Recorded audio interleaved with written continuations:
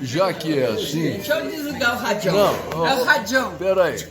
Ó, Não, desliguei o radião. agora eu vou liberar ele para falar. Doutor Justino, está aqui o nosso amigo Leci, sentou do lado seu, é o nosso grande líder da turma. E graças a ele nós nos reunimos. Agora, cada semestre, nós nos reunimos. Eu cheguei em Santa Rita no início do ano de 1963. Aqui meu prezado amigo Mário Augusto,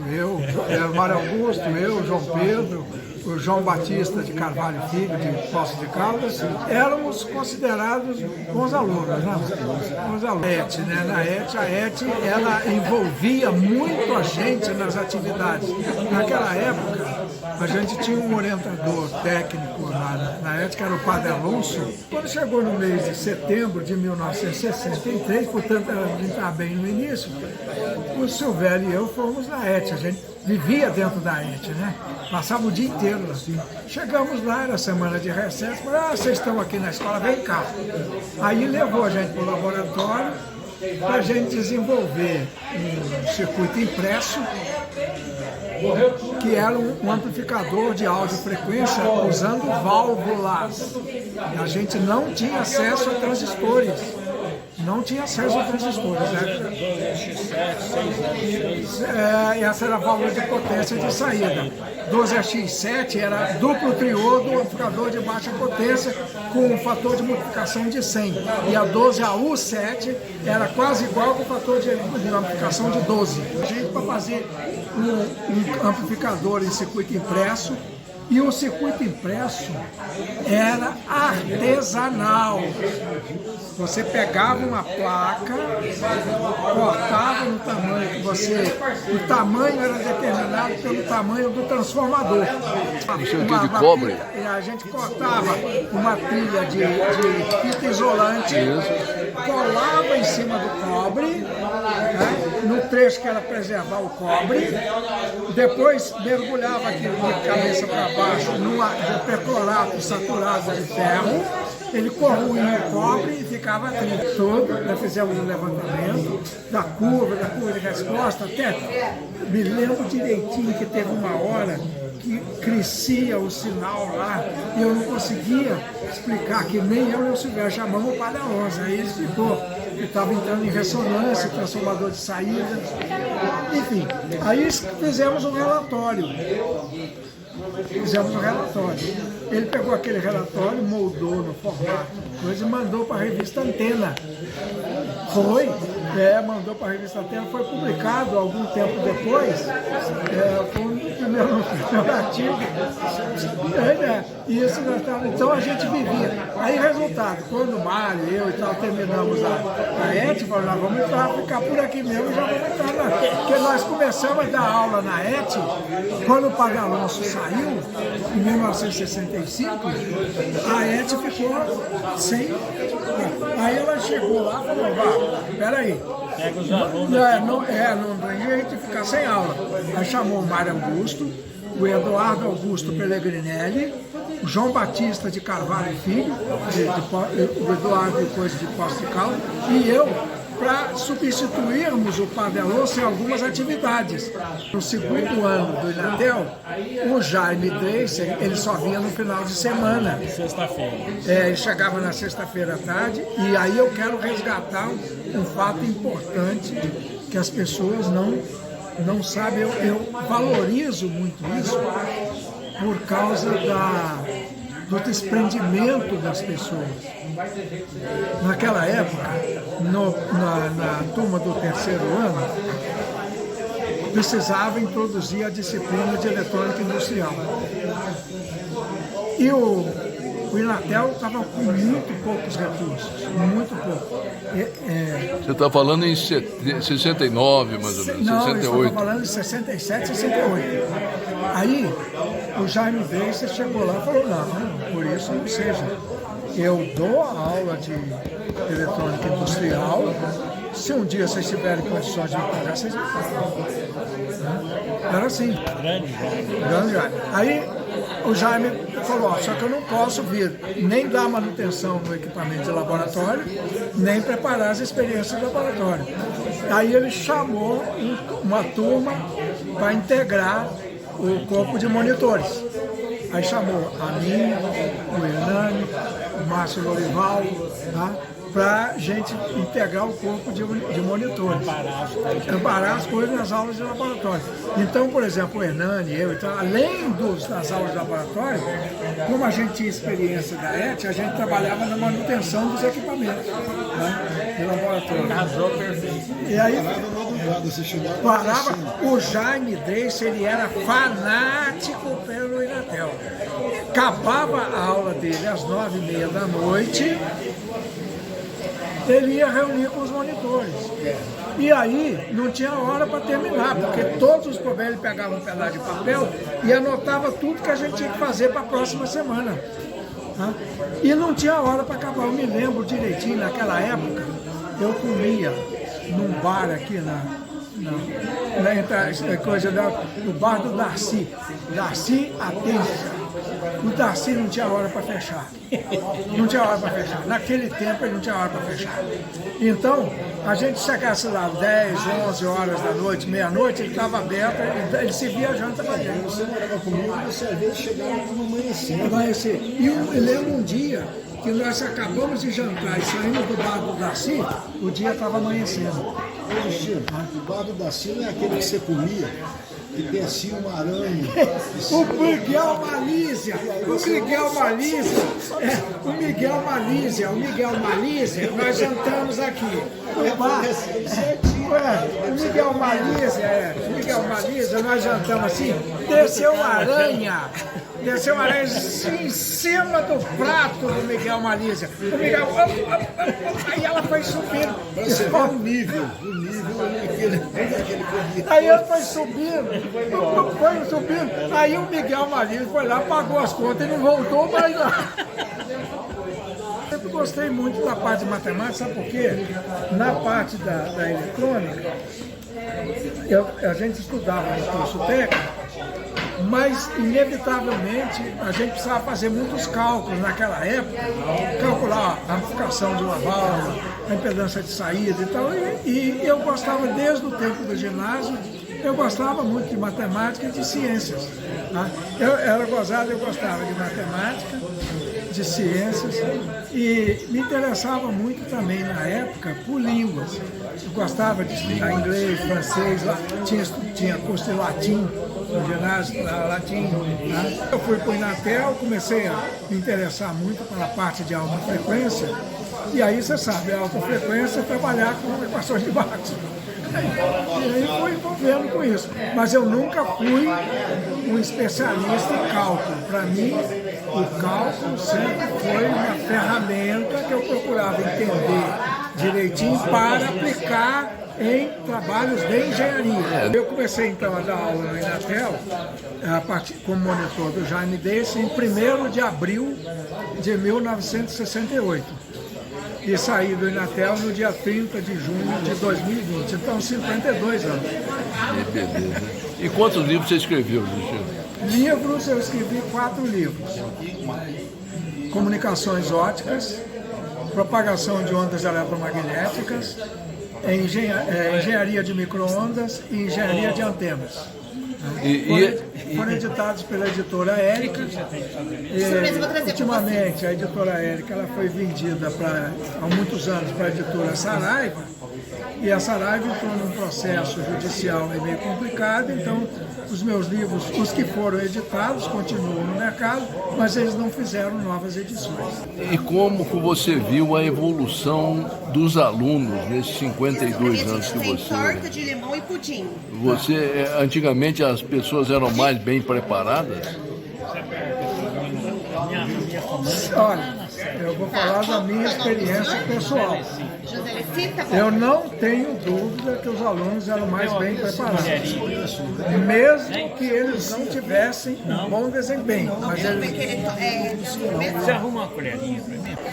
Os professores, a impressão que se tem é que os professores tinham mais respaldo perante a administração de uma escola para estabelecer aquilo que todo mundo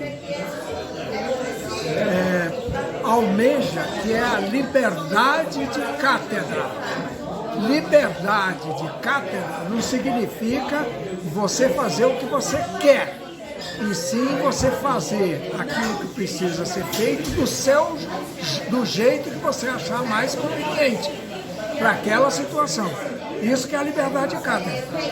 Isso hoje tem sido muito confundido com a seguinte ideia: eu tenho liberdade de cátedra, então eu vou ensinar o que eu quero. Não, porque você tinha um programa.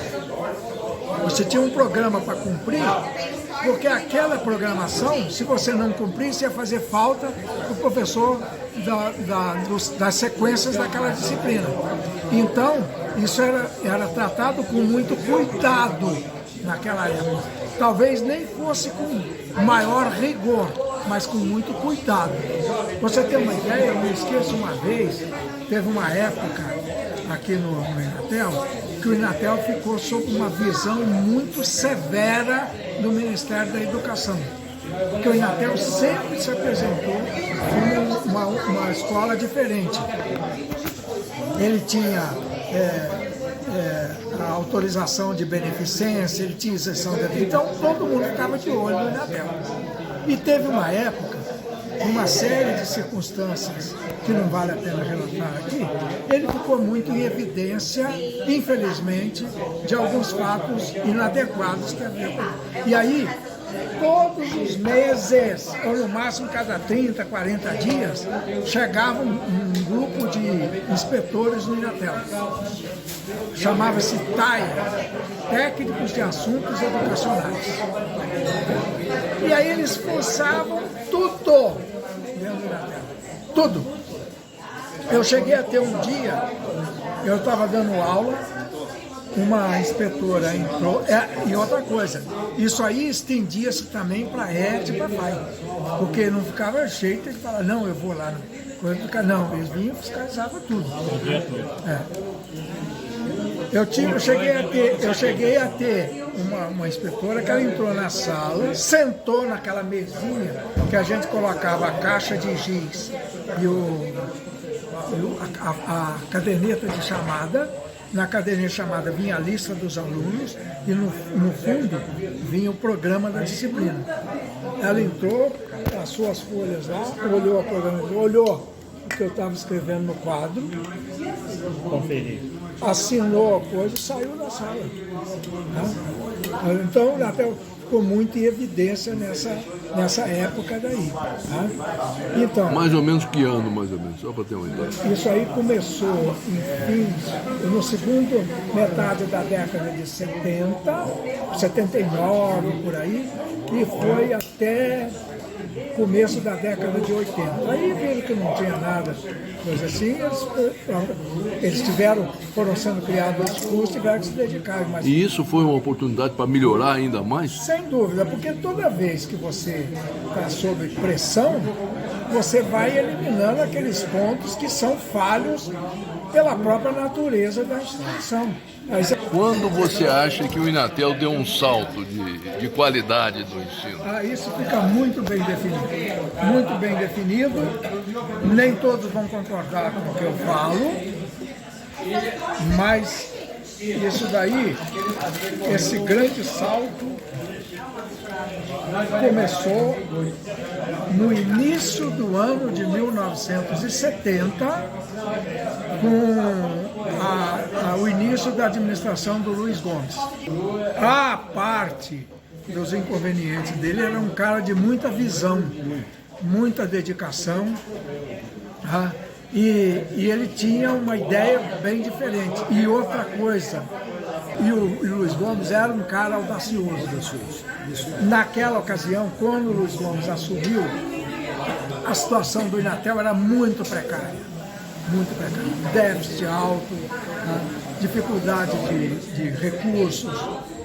E aí, naquela época, nós estávamos, em 1970, nós estávamos bem no início, nos últimos 5 anos, né, do regime militar. Ele foi lá no MEC e precisava autorização do MEC.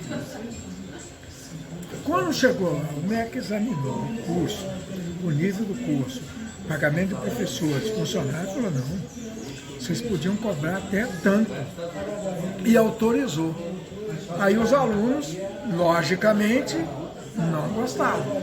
E chegou lá, naquele tempo, na extensão do prédio principal, lá no final, tinha um pequeno auditório.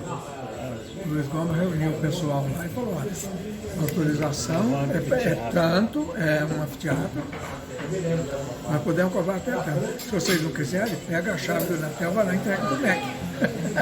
Aí, os caras, quando viram quanto que ele podia cobrar e quanto que ele ia cobrar, aí ele começou a ter recursos para ir recuperando as finanças do Inatel, etc.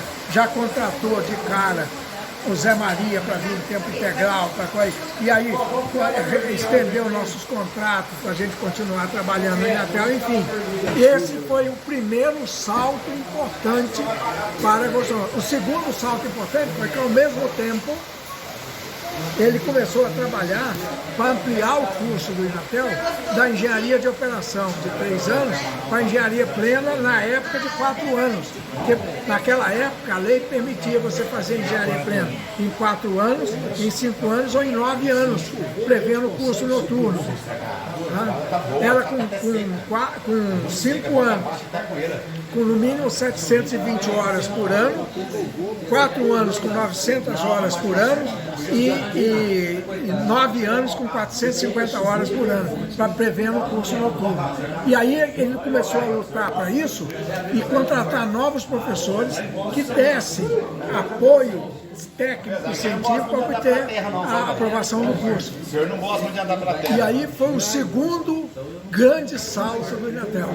Aí ele ficou alguns anos trabalhando com os 2 cursos, complementando entre os 2 cursos, e por fim, quando em um determinado momento o governo extinguiu o curso de engenharia de operação, ele já estava perfeitamente adaptado ao curso de engenharia plena.